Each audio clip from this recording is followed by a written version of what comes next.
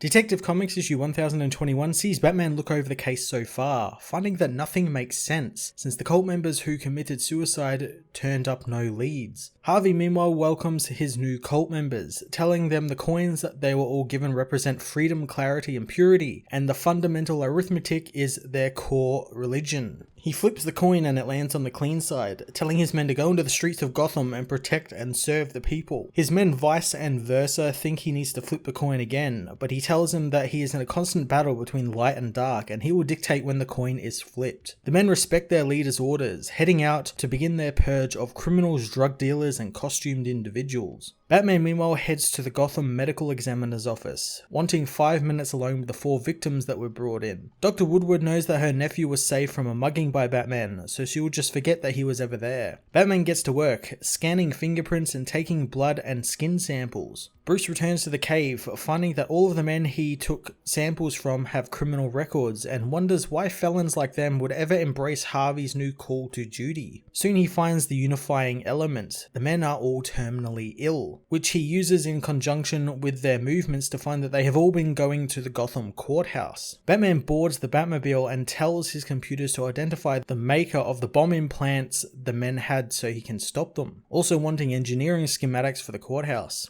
As he leaps through the cave's waterfall, he is shocked to find that Two-Face is waiting outside the waterfall for him. He demands to know what happened to Harvey and what he's doing to Gotham, but Harvey doesn't want Bruce to pretend to know him, since he doesn't even know himself. Bruce wants to know about the bodies, but Harvey wants his help, since any emotional, physical, or psychological spike can cause him to flip out with or without his coin. He says that he feels like a puppet trying to fight his way out of a nightmare, and he needs Bruce to help him. Bruce says that the only way that can happen is if he takes him to Arkham, telling Harvey to get in the car. Getting in the Batmobile, Harvey says that every day he's at war with Bruce's secret, since Two-Face doesn't know that Bruce Wayne is Batman. Only Dent knows, and he doesn't think that he can keep it long from Two-Face. Bruce tells him he needs to steel himself and fight, but Harvey says that it's hard, which is why he came for help, since Two-Face is getting ready to pounce and taint everything around him. Bruce tells him to keep fighting and to bury Two-Face deep down. Soon they arrive at the courthouse and Bruce tells Harvey that Two-Face is setting something up there and he wants to find out what it is before he takes him to Arkham. Harvey wonders if Batman remembers the holy trinity they created of him, Batman, and Gordon to bring justice to Gotham, since right now Harvey can't even see it anymore and he doesn't even remember Batman as his friend anymore, just as the man who wants to punish him. Wiping the courthouse's CCTV cameras, Batman leaves the car, closing it up and sealing Harvey inside. Harvey begins smashing up the car, saying that he can help protect Gotham. Going into the courthouse, Batman incapacitates the lone guard inside, going deeper into the building as Harvey manages to activate the ejector seat in the car, causing it to slam him into the car canopy. Batman heads towards a trapdoor as Harvey frees himself from the car, but thanks to hitting the roof, he also freed Two-Face, who takes over and knows that Batman is close, so it's time for some old words with his old friend. As Batman heads into a dark tunnel in the lowest level of the courthouse, Two-Face makes his way into the tunnels as well, battling his own mind as Harvey says that Bruce will need his help. Two-Face says that Batman is in for a big surprise, calling for Batman to keep going.